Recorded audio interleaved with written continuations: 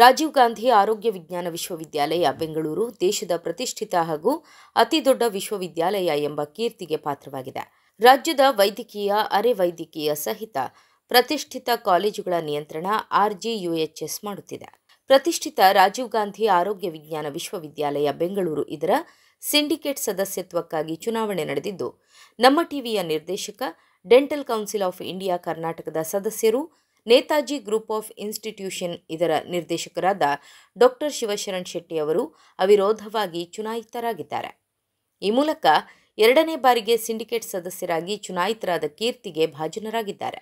ರಾಜೀವ್ ಗಾಂಧಿ ಆರೋಗ್ಯ ವಿಜ್ಞಾನ ವಿಶ್ವವಿದ್ಯಾಲಯ ಸೆನೆಟ್ ಹಾಗೂ ಸಿಂಡಿಕೇಟ್ ಬೋರ್ಡ್ ಹೊಂದಿದೆ.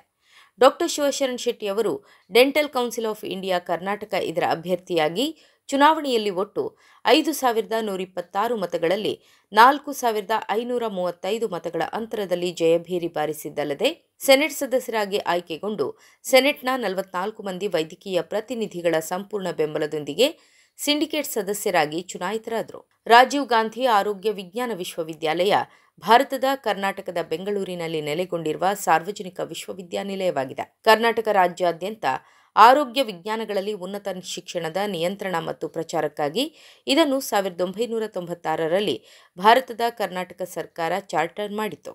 ಇದು ಭಾರತದ ಅತಿ ದೊಡ್ಡ ವೈದ್ಯಕೀಯ ವಿಶ್ವವಿದ್ಯಾಲಯವಾಗಿದೆ.